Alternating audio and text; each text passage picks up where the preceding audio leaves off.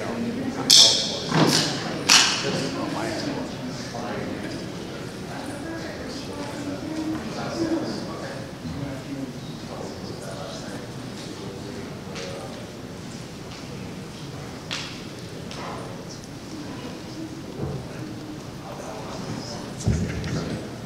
everyone, I think we'll get started. Yep, 10:16, I think it's good to start.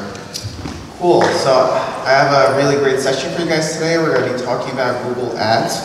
And we're going to be talking about a lot of advanced stuff that hopefully resonates with you guys and helps you go back to your dealerships and really improve the things you're doing there.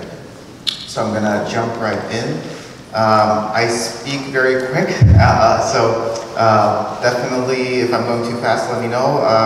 I'll take pauses for questions throughout the slides, and then we'll have a lot of time at the end for any questions. So definitely write those down, and you could take as many notes as you want or take pictures or whatever, but if you want the full deck after, feel free. I have my contact info in then. Feel free to reach out to me. I'll send you the full deck, so you don't need to be trying to jot down everything as we go through it. Cool, so today's agenda, I'll do one quick slide about me just so you know where I'm coming from. We'll talk about why is search important, then we'll talk about 3 different areas of advanced Google Ads that I think is super important to you guys. And then we'll actually cover some things beyond Google Ads to show you what other opportunities there are on the digital marketing side outside of Google Ads. Cool, so that's me in the top left. I've been involved in the digital space for a very long time. I started my first company, T35 Hosting, in 1997, which is actually 2 years before Google started. So been doing this for quite some time.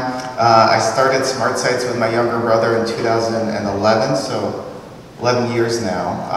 And a couple of years prior to that, my brother started Backlink Build, which was actually one of the first SEO agencies. So been doing this for a long time, and hopefully the experience I've had in the last 2 decades in the digital space, I could refine down for you guys today and give you some nuggets of information to go home with.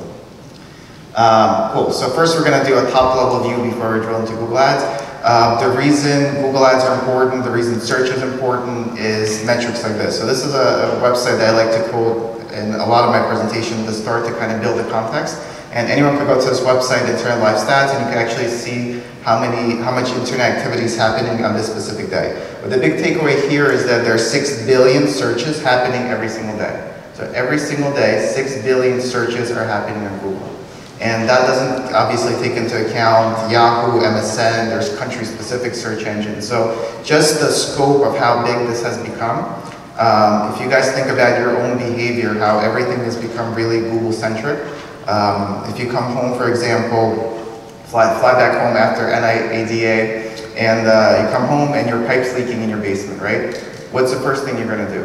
If this was 5 years ago, probably take out the yellow pages, right? Or call a family member, like, I need a plumber, can you help me find a plumber, right? Today, I guarantee everyone in this room, the first thing you're going to do is you're going to take out your cell phone, right?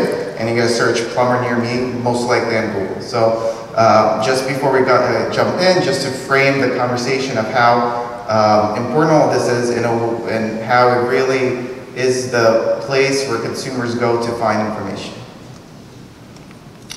So not only are there 6 billion searches happening every single day, and this slide is directly from Google, 15% of the searches every single day are new. It means Google has not seen these searches ever before. Is that crazy? 6 billion searches happening every single day, and 15% of them are new to Google.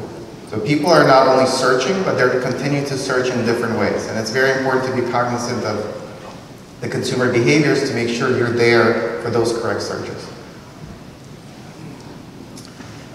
This is a pandemic slide that I've been presenting for a couple of years, but the pandemic also changed consumer behaviors a lot. People are searching in completely different ways, different things that are important to them that weren't before.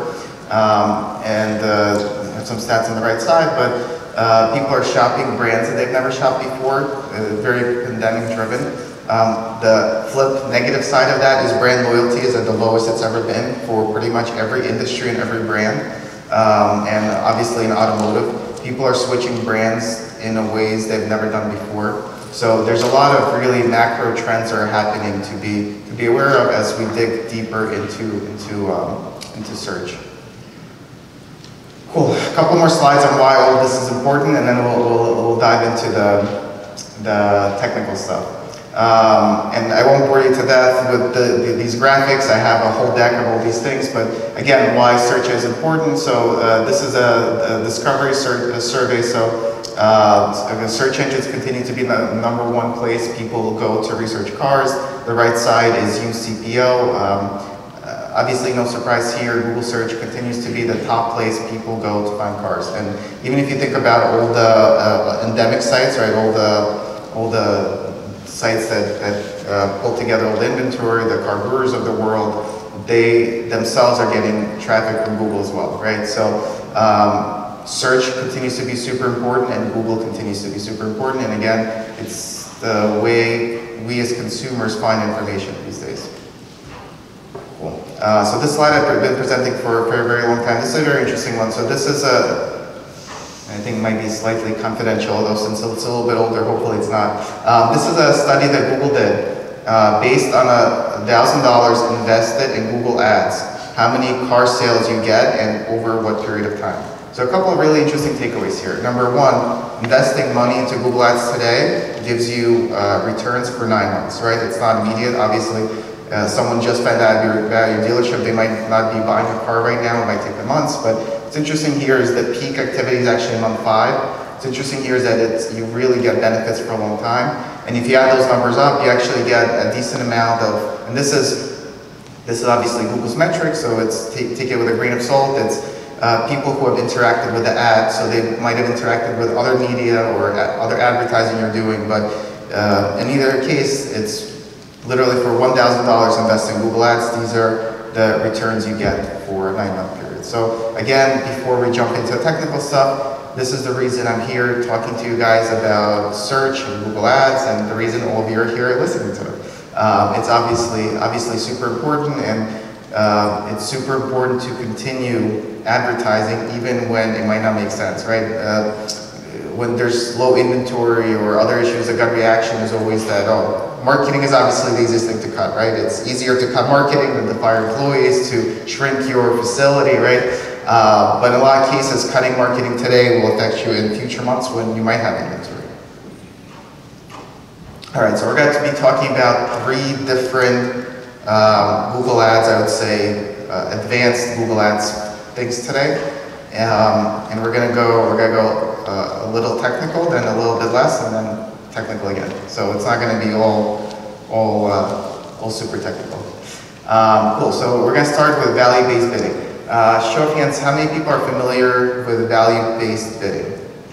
Or have heard of value-based bidding? We have a couple of people. Cool, so I'll walk you through, this is kind of a timeline, and for those that have been involved in Google Ads for a long time, this is the timeline of Google Ads bidding strategies over the years. So position driven goes back, I don't know, 10 years, and for those who were involved all the way back then, I'm sure you remember the time when everything was literally position based. When you would check how well you're doing, you would go on Google and you would search your keywords and see where you would come up, both organically and paid, right? That was literally the most important thing. I want to be #1, right? So that's the oldest bidding strategy. So, and the strategy, you really just would set it up, I want to be #1 for everything, right? I just want to be #1, I want to be #1. Strategy that came after that is keyword driven. So keyword driven is now you're actually putting together lists of specific keywords. You're putting together specific ad groups to match the different purchase cycles. And if you guys, again, have been involved in the Google space, their playbook for the last many years has been the micro moments, right? You want to be targeting consumers with the right messaging and the right micro moments of their journey. So that was a keyword driven strategy where you really wanted to target certain keywords in certain ways, and it was no longer as position driven as before. And keyword driven has been a strategy, and the whole Google micro moments has been really a strategy for a very long time now, and I find a lot of agencies who do pay-per-click are still kind of stuck in that strategy. Blue is kind of where we are today, more or less, even though the slide is 2 years old now. Blue is outcome driven. So the difference between position driven, keyword driven, and outcome driven is now instead of just focusing on micro moments and keywords, you're actually focusing on outcomes. And outcomes are your conversions. So the big difference here as we moved into the strategy is you want to be measuring all your conversions, all your conversion actions, right? That means VDPs, SRPs usually a little too high. I would start with the VDPs and then go all the way down. You want to be measuring the phone calls from your website. You want to be measuring the inventory leads, like someone that I'm interested in this car and filled everything in. You want to be measuring the finance application leads, right? Your trade-ins. Everything that has an outcome that's important for your dealership on your website, you should be measuring.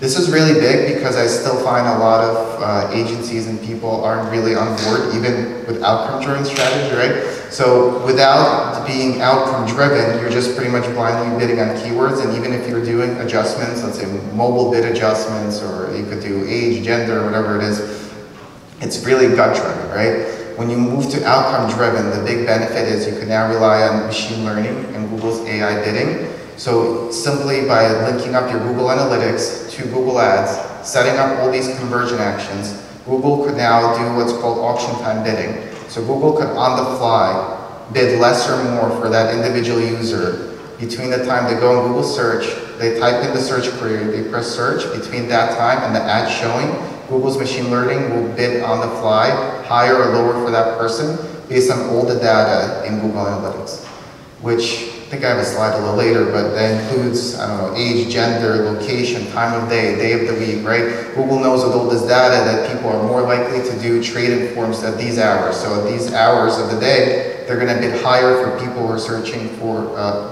do searches that might generate trade-in forms, right? And all this stuff is happening on the fly versus before it was really like gut-driven, right? People would be like, well, I think Saturday is the best day for my dealership, so I'm going to do a bid adjustment for Saturday, right? And then they would review it like every 3 months or 6 months. It was always backwards looking. This is all on the fly, forwards looking. So that's where, as an industry, where we've been for a couple of years, except in auto, where a lot of people are still keyword driven, but in the grander scheme of things, it's been outcome driven, and Google machine learning and AI bidding has been really, really powerful. And those who have implemented in the last couple of years saw a tremendous difference in results. The new thing that now is where the little star shows at the beginning, and again, these slides are, I think, a year or two old, but the newest place you want to be is value-based bidding. And value-based bidding is really a natural transition from outcome-driven to the next step, and I'll explain why that makes sense. So in outcome-driven, let's say you did everything I said. You took your Google Analytics, you linked up to Google Ads, you set up all your conversions, you have your VDP, you have your phone calls, you could even do store visits. Google used to track store visits with beacons. I don't know if you guys have the beacons in your stores. Now it's all automatic. If you have a Google Android device, or if you have an Apple device and use Gmail or anything, Google automatically could track that you're in the store. So you could track everything from VDP to store visit. Let's say you did everything, you track your phone calls, you have all these conversions. Google's doing the machine learning bidding on it, everything's going really well, right?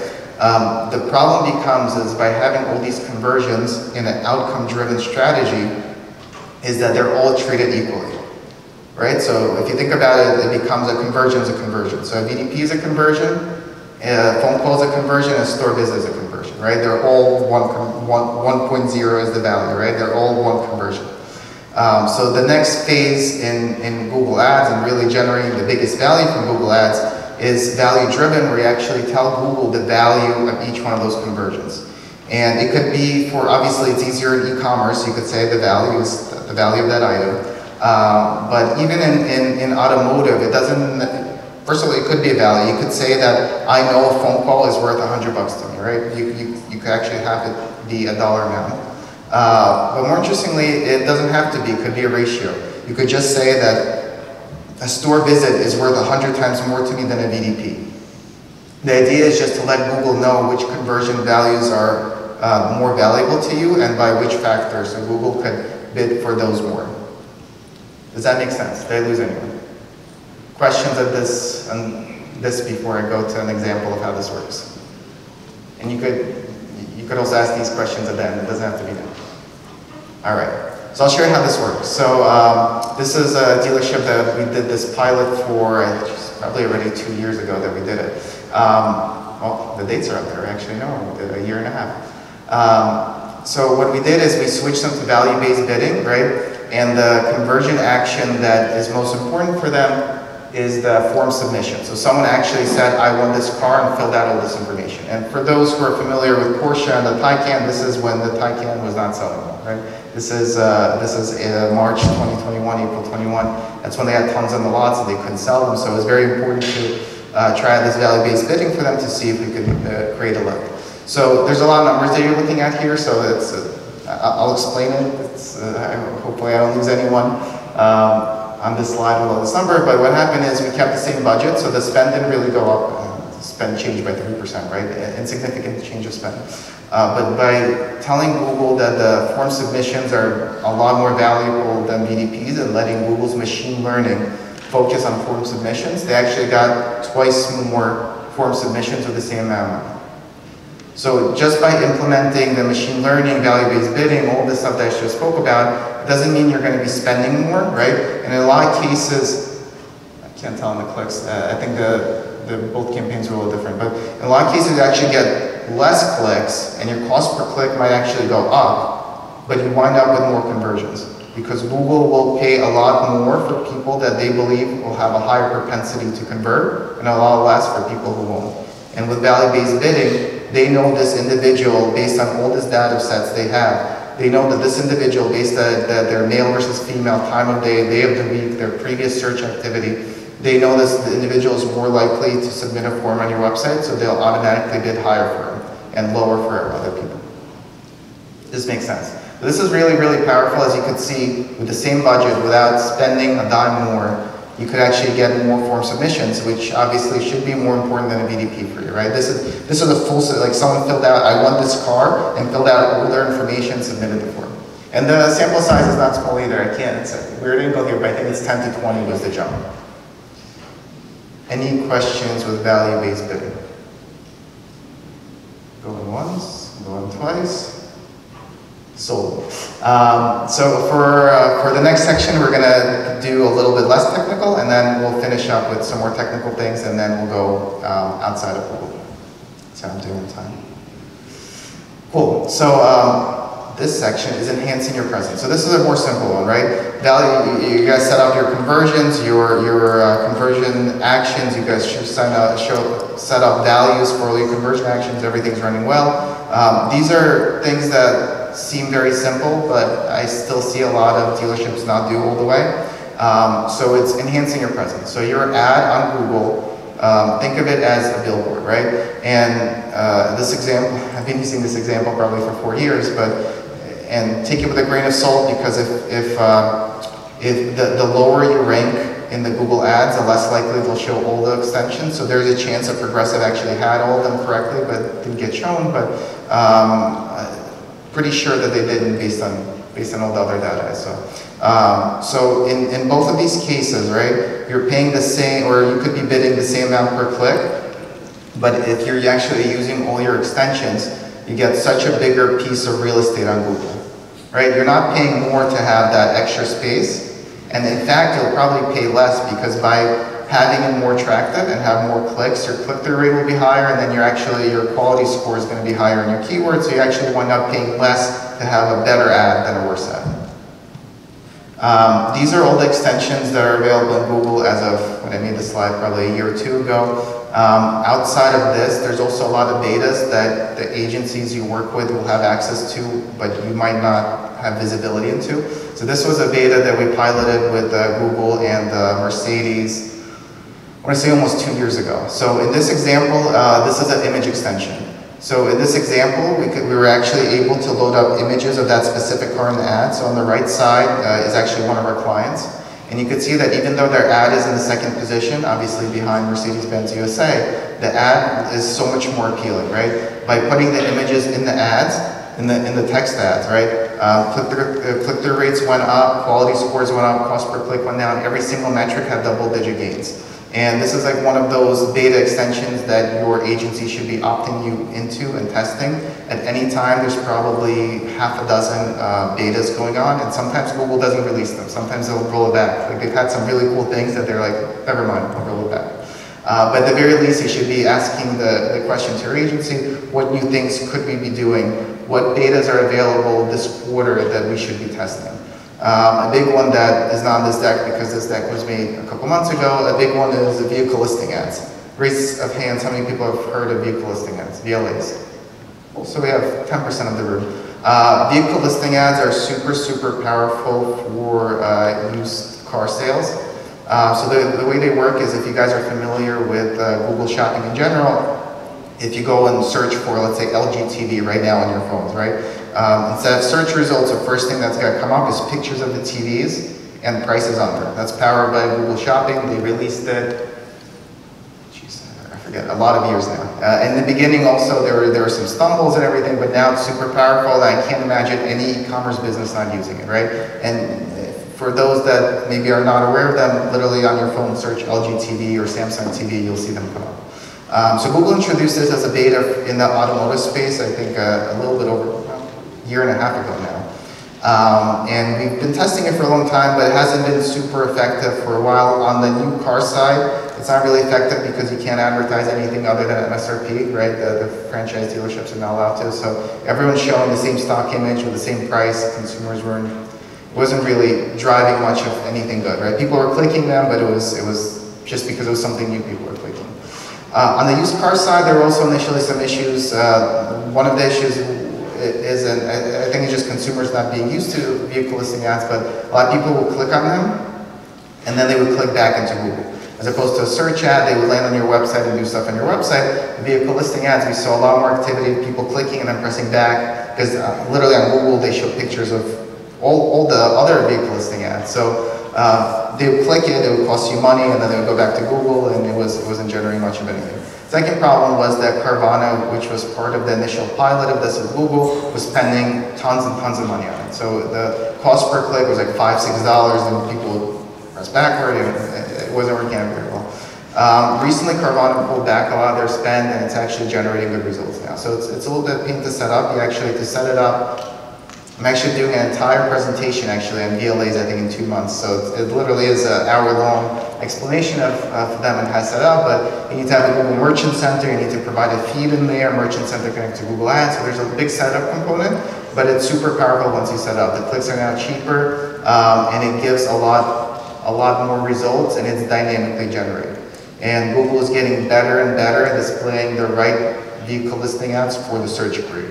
So if someone searches yellow Toyota Camry, there's a big chance that if you have one in the vehicle listing ads, your actual yellow Toyota Camry will pull in there. The consumer sees a yellow Toyota Camry, and with the price already, mileage, price, right, the year, and if they actually click into it and they are in fact searching for that year yellow Toyota Camry, unless your price is really high, there's a very big chance you'll sell that car.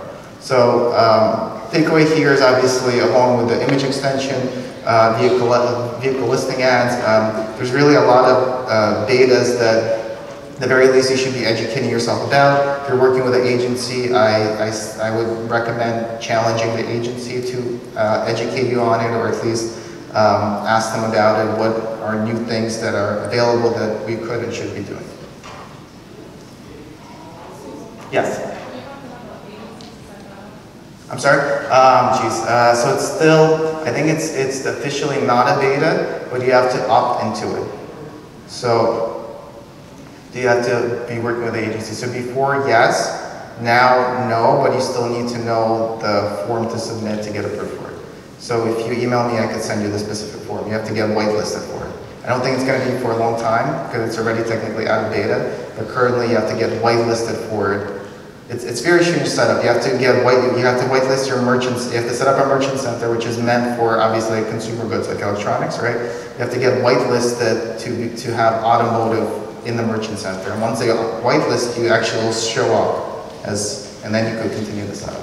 Yeah, I'll shoot you the link to the form to set up. It used to be that you would submit the form and have to wait like 3 months for approval, but now they're actually really quick. It's like 1-2 days and they approve you. Any other questions? Vehicle listing ads, I think, will become really, really important in the next couple of, I don't even want to say months, but probably quarters. As I'm looking at my speaking schedule, I get asked to come to events and present certain things. The hottest things for Q4 that I'm being asked to present is vehicle listing ads and Google Analytics 4. Those are going to be, continue to be the hot topics, I think, as we head into Q4 and then Q1 next year. All right, so back to very technical things. So we're going to talk about custom audiences. Cool. So this is probably the oldest slide you'll see here today. I put that slide together probably 5 years ago. But how many people, show of hands, are familiar that you could do audiences on Google?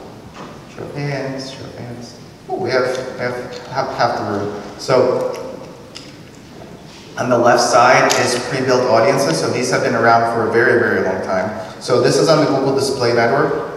So it's obviously lower quality of traffic than Google search because it's on third-party websites.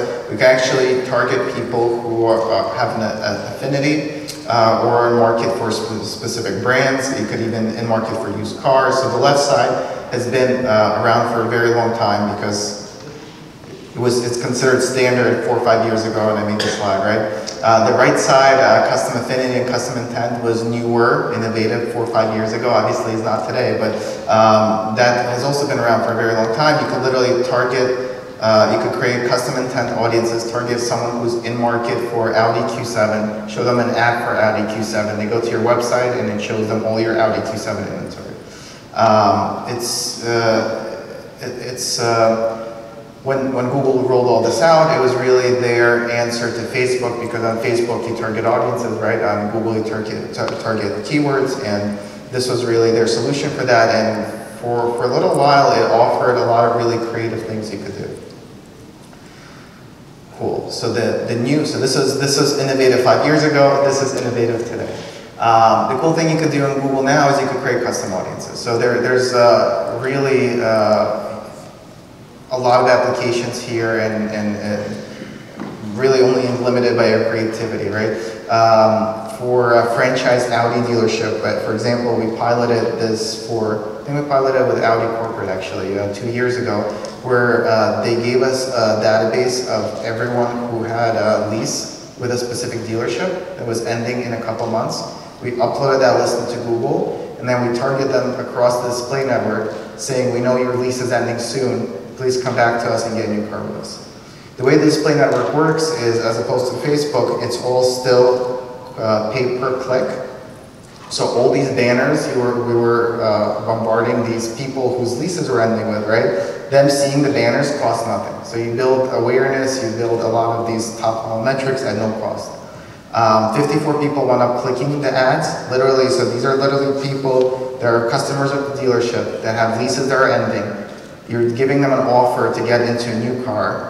I think there were 10,000, 20,000 impressions on it. Tons of people saw it. 54 people clicked. It was an average of $1 per click. It cost $54. So for $54, you return a lot of your leasees who might have actually went to a different dealership. So really creative things you could do with your data set. So this is literally you taking your own data and uploading it to Google and then targeting those people. Cool, so this is one step after that. This is a really cool part of Google Ads that we've piloted with them for a long time, but I'll walk you through it. This has been in Google for a couple years now, but it's really underused. So under tools, you could go audiences, and then you could do custom audiences and create a custom audience segment. So I'll read this through so it sinks in, and then I'll walk you through it. So what we see here is you could create, and I'll read it, people who search for any of these terms on Google. So you could create an audience based on what people search for on Google and then target them outside of Google. So what are some applications? You could create an audience of people searching for your dealership name and then target them outside of Google with banners that show how many 5-star reviews you have to improve favorability of your brand. And again, you only pay if those people click.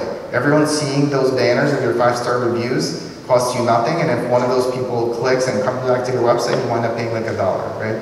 Really, really powerful stuff. You can also target your competitors, right? You could create a list of audiences, as you can see here for this BMW dealership, a list of people who have searched for their competitor on Google. Obviously, you can't bid for the competitor names. In the independent space, it might be a little different. On the franchise side, obviously, they can't bid on competitor names. What we could do is you could create this list of people who search for competitor names and then target them on the display network. Any questions with this?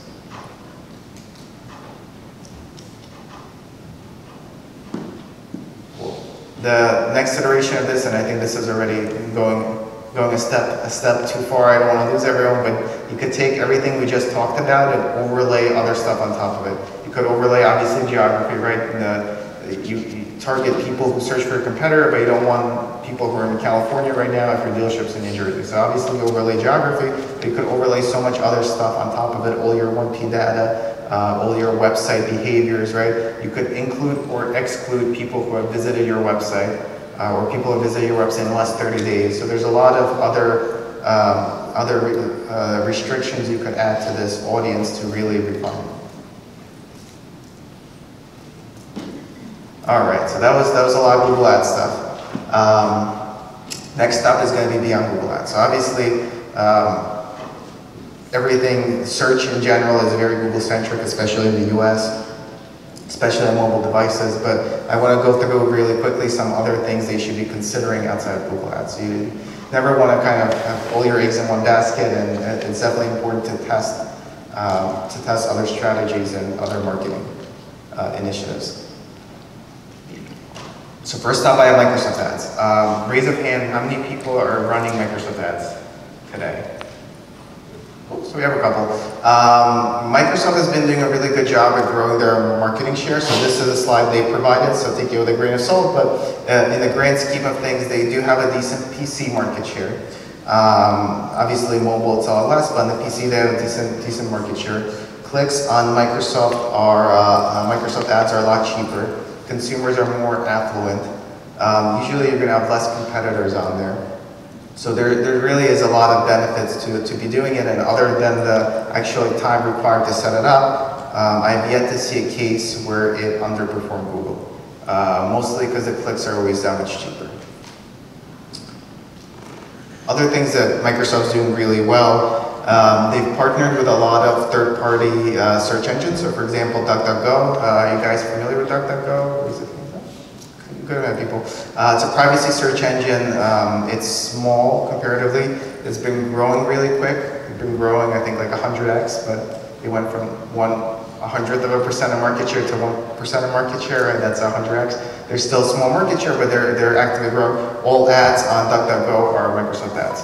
That's the only way you could advertise on DuckDuckGo. So Microsoft partnered with a lot of these other search engines to increase their reach. If you have a Windows computer they updated recently, you probably have this little icon at the bottom that has the weather pop up. If you click that, a lot of the stuff that feeds in here is from MSN. So consumers are now clicking to MSN more often and then more likely to actually search on MSN after doing that click. And the third one is obviously Microsoft bought LinkedIn a couple of years ago. They finally integrated it into Microsoft Ads. So for those of you who have done LinkedIn ads in the past, they're usually very powerful because you could target by company and by job title, for example. In the automotive space, let's say you have a big office building of IBM employees that right next to your dealership, right? On LinkedIn, you could actually run ads to all IBM employees who are at that physical location. You could even do it by job titles. Let's say you want to sell luxury cars, let's target senior titles, right? And you could start an ad saying that just for IBM employees, we have this special, right? And link them to somewhere on your page that actually talks about that special. So this is something you could always do on LinkedIn. The problem with LinkedIn, it's usually very expensive, right? The cost per click has been $7 to $10, let's say, depending on the geography and what you're targeting. What's new is that Microsoft now integrated LinkedIn audiences into Microsoft Ads. So you could target LinkedIn audiences through Microsoft Ads for a lot cheaper. So a lot of really cool things Microsoft's been doing, and I think it's one of the few times in the last decade that I could truly say they're trying to innovate in this space versus just copy Google. All right, number two, or I guess this is the last part of this, of other things to consider outside Google Ads, and it's SEO. So I usually do this as an hour or 2 hour session. We're going to cram it down into 5 minutes, but I'll try to cover all the highlights. So Google Ads could be, Google organic results could be broken up into two sections. So the top is what's called Google Local Packs or Google Maps, and the bottom is Google Localized Organic Results. In the automotive space, you want to be coming up for both of these, right? If you don't have a physical store, if you're an e-commerce store, only the bottom ones are important, but in automotive, you want to be coming up for both. On the right side are the ranking factors that determine how well you come up in each one of these. And this is part of a big SEO study that gets done every year. It's obviously Google does not publish this information, right? This information is based on a big group of SEO experts that come together every year and really put all their data together. What they're seeing are the ranking factors. So this is as close as we get to knowing what the actual ranking factors are. Let's see if I have a better slide. No, this is a good one. For Google Map results, the most important is your Google My Business profile, right? You want to make sure that's filled in completely. You have pictures in there, you have all the information you can, it's optimized, you should be updating it regularly. After that, your reviews. So I don't know if everyone's aware, but Google almost 2 years ago started counting the content of your reviews, which is actually more interesting than it sounds. So the way it works is, let's say you're a coffee shop that specializes in Colombian coffee, right? If people in the reviews keep saying, oh, they have amazing Colombian coffee, they have the best Colombian coffee. Someone goes on Google Maps and searches Colombian coffee house, your location will more likely come up in Maps results based on the reviews. So the content, obviously very hard to control, right? You can't tell your customers, please write very descriptive reviews, and I specifically want you to mention BMW X5s in it. I didn't buy an X5, yes, but that's what's important to me right now. So obviously you can't control as much, but definitely want to be cognizant that the content of your reviews is now being used by Google to determine your rankings on Maps. After that, it's really on-page and links for both of those. So let's drop down to local organic. It really, on-page and links continues to be more and more important. On-page is your technical SEO, and then the quantity and quality of your content. And then links is how many websites link to you, right? The more authoritative, relevant websites link to you, the more authoritative Google sees you, right? If CNN, Fox News, all these news websites link to you, Google now thinks, oh, you must be authoritative yourself, and they'll show your results more often. Let's see what slides I have. Cool. This is another, for those who are taking pictures before, this is probably easier one to take a picture of. This is a summary of what we just looked at, but this is what goes into how will you rank on Google. And looking at the local results on the right side, it's literally creating content gives you the opportunity to show up in search results. And I have one more slide where I'll show you that as an example. And links makes your results come up higher. Then you have obviously citations, so these are all the directories, Yelp and whatnot. Your information needs to be consistent, you're correct and consistent, obviously business name, phone number. Personalization is very hard to control. Personalization is if you have a Spanish keyboard and you're searching in Spanish and your website is in Spanish, it'll more likely come up, right? It's, things are not as controllable. The things at the top that I've selected is really where if you focus your energy, you're going to get the best results. I think this is the last slide, and I've been using this one also for a very, very long time, as you can see by the dates and the results. But the point of this example is, despite everything else, content is still king. So the reason US News is here, right? US News is not an automotive website, right? Car and Driver and Edmunds wants to be the Google search is luxury sedan. Car and Driver, Edmunds, obviously every single dealership, I don't know, Mercedes, corporate, right? Everyone wants to come up for these results. The reason US News comes up is because they're considered more authoritative, because more websites link to them, right? That's a given. But if they did not create these pieces of content, they would not come up in search. So each piece of content you create gives you an opportunity to come up in search results. If US News did not create these pages, 14 best luxury mid-sized cars, luxury large cars, luxury sedans, if they did not create these pieces of content, no matter how authoritative they were, they would never come up for the search result. All right, so that's it. I'm going to open up for Q&A. So if you want to, the 2 QR codes.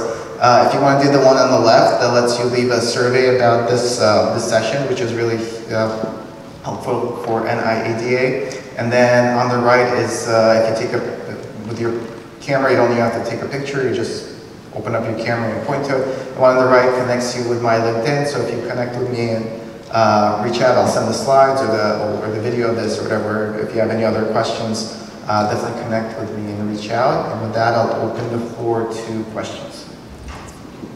Questions? Yes? You said the customer reviews were high. Is your response to the review, do they look at that also? Yes.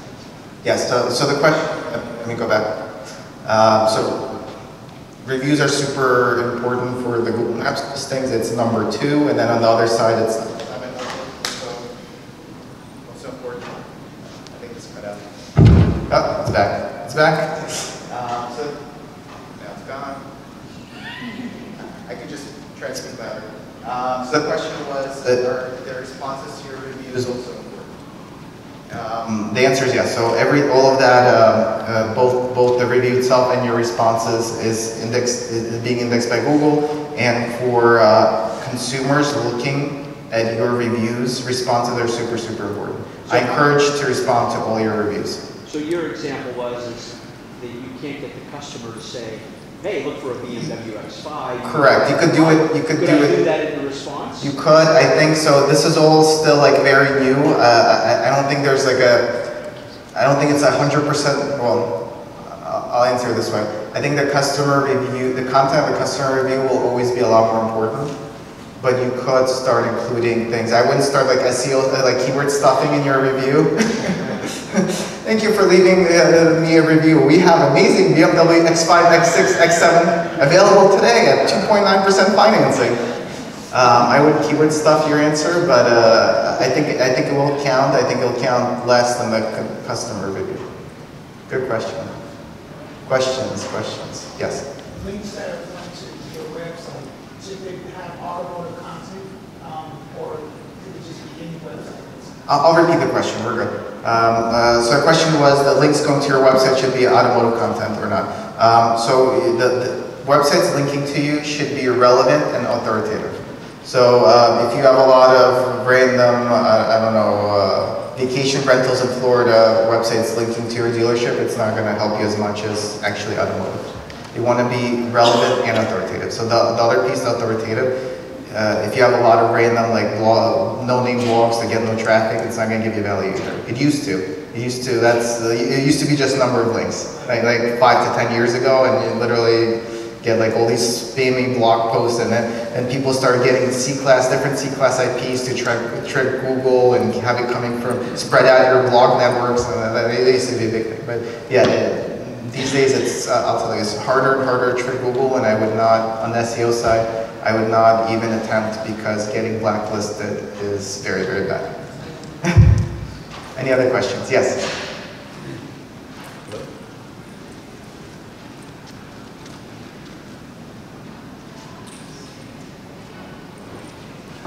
Anyways, good morning. My name is Amir from San Diego.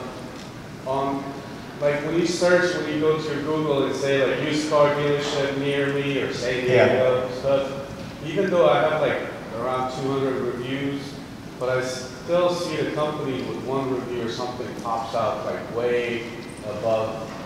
Yeah, and the reason for that is it's not all reviews. The reason for that is literally the left side. So reviews are 17%. So if they have, even if they have less reviews, if they've been around longer, the domain's more authoritative, there's more websites that link to it, they have more content, their maybe GMB profiles better optimized, that'll all impact. The reviews are only a piece of it. An important piece, and it's been growing, but it's still just a piece of it. Now, as far as the Google business profile, like, what do you recommend, like, to focus or to make sure that you have? You want to fill in everything possible that makes sense to you. But literally every field, think about as you go in, does this apply? Can I fill it in? And if you're on the fence, fill it in. You should have an appointment link to schedule service on your website if you were doing service. You should have relevant pictures up there. You could be doing posts. You could actually do posts on GMB. They don't add too much value right now.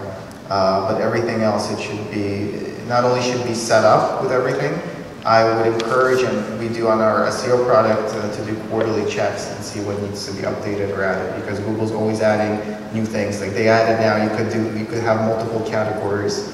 A big thing in the last 2 years has been sub-GMB. So for those, more so on the franchise side, but if you have a dealership that has service and parts, you should create a GMB for the service, a GMB for the parts, and have them as sub GMB of your main GMB. There's a lot of things you should be doing with your GMB profile. It's more on my SEO presentation, I have a slide over time that's become more and more important for Google. It's no longer Google My Business, by the way. Now it's Google Business Profile, GBP. But I'm still going to call it Google My Business for another year or two. Any other questions? Yes. The importance of Go ahead. The importance of long tail keyword phrases compared to just what you're saying, keywords. Yeah, so this goes back not only long tail, but it's gotten to a point where it's very hard to predict long tail. So this goes back to this. 15% of searches on Google are new. So people are searching in ways never before. They're searching longer, prompted by a lot of voice searches, which are gaining momentum. People are searching in sentences now. So very important, but very hard to target. It's very hard as a strategy to be like, I'm going to go after these long tail keywords. Well, even Google doesn't know 15% of their searches every single day. It's very hard to preemptively come up with them. Instead of going that route, I would frame it as in, let's think about what my consumer is searching and their mindset and how they're thinking. For example, maybe they're searching, say used car dealership near me, they're searching used car dealership near Las Vegas and like the surrounding town. People like to localize results now, right? If you're in a specific town, you're very likely these days to search used car dealership near and then my town, like the town name, versus just local used car dealership or used car dealership near me. They're adding localized results. So once you realize that, how do you capture those people? Well, you can actually create direction pages for all the cities around you for those searches. So that, instead of focusing on keywords, I would try to focus on consumer behavior, and then naturally it'll flow into keywords. Good question. Yeah, question? Can you go back to the slide with the on-page content and how relevant that is? I think it was all the way in the SEO slide, right? Yeah. This one? Yep. Well, right, this one. That one. So can you elaborate a little bit on what is most relevant for this audience, the independent car retail dealership, related to the on-page content? Yeah, specifically. Sure. Yeah, so very similar to the previous question. People are searching for used car dealerships near specific cities, so direction pages will continue to be big. People are still comparing cars, so comparisons of the bottom funnel and top funnel, right? When people are in the top funnel of their journey and they're searching BMW X5 versus Audi Q5, right? The comparison pages are still relevant. I think at the end of the day, it's going to be different for each individual dealer. If you, as a dealer, have a lot of Toyotas, let's say, or in your area you sell a lot of Toyotas, you really want to focus on Toyota content. You want to have the pages for not only a Toyota page, but maybe for each car model, right? And you could even do a lot of this within your website platform. You don't necessarily have to go outside the box for your pages. You have an SRP result that you could optimize, you could add content to. So I think it's going to be different for every dealership based on their geography, based on the kind of cars they sell. And I think it's all a conversation with your SEO provider. I don't think they could arbitrarily come up with content for you without your feedback, even though that's unfortunately how it happens a lot of times. Question? Questions? Going once, going twice. I'll put it back to my LinkedIn information. So if you want a copy of the slides, hopefully the video came out. Reach out to me. More than happy to send you any information, or if you have any general questions, or you want me to take a look at something, give you some feedback. More than happy to help. Definitely reach out and message me.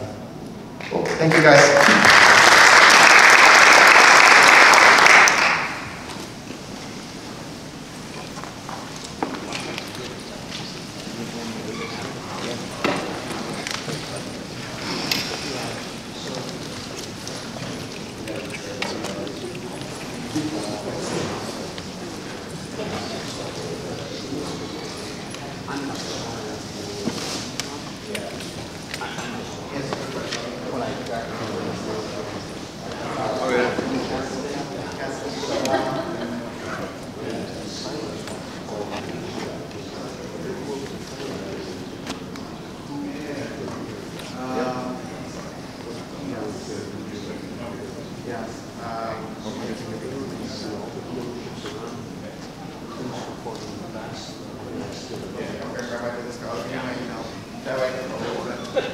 then they go like, oh, no one But left it's you not any address.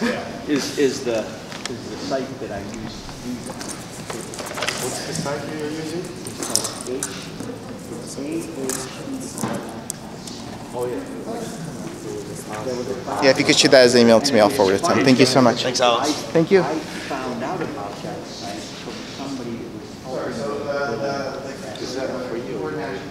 Well, nothing is free. It's, but it's not free. I did it just to gather information. I searched all these keywords. It shows on my website. It shows how they're performing. It shows there's keywords that I was using that are attached to some Japanese thing overseas. So I'm using a keyword that I think's working, but if I originally and ship somewhere else, they're stealing my stuff. So it was just a great tool to be able to say, hey, stop that. Stop that. Yeah. So That's a good idea. but that's Definitely should but do it that. is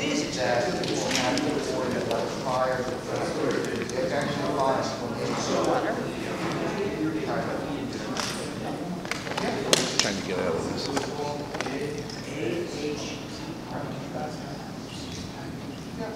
So my company is distributing on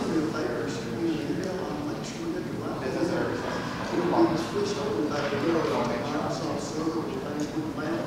We still haven't done some electronics. Sometimes we need to see it. Right. Hopefully one day. Me too. But anyway, there's a team should still go along. He's got a lot of, that's How's everything let's going? say, I did like I used to, I was like, can't compete with this guy, and he was like, he's number one, he does everything. My question is, I'm a little guy, so am I gonna spend, waste my money? There goes something.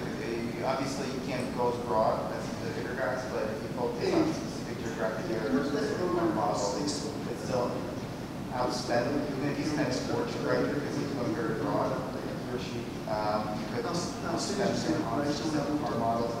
Yeah, like for instance, I saw one thing, he doesn't sell it, he has records like So that's what you really have to focus on what you have more on the stage and making sure you're very geographic. Focus on. And I saw a lot of Focus on like 5 pounds. So right. it's like, that's right. Run that ad, make sure you're running this ad, so be sure when that lands on somewhere, it's not like pages to understand or very there's definitely ways that, because no matter how big the company is, there should go broad. You could always And then my last question. Yes. I know both are important, SEO and S.E.M. Which do you recommend to start with? Yeah, so S.E.M. is your instant results, but you say you stop getting Yeah. SEO is local, you want results right now, the prices are right now, S.E.M. SEO will always get value from it, but you just might have to wait 6 months or so. So it depends on what you're, in the perfect world, you go. Yeah, right. It depends on what you're doing. Okay. Yeah, we're right next to it. Yeah. So. By the way, in those situations, you could bid out their name, which will be very cheap and get some residual traffic.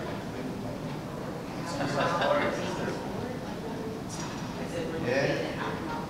No, like literally some searches agents for your search engine ads comes up and it says, I'm not agents for, but this is why I'm better.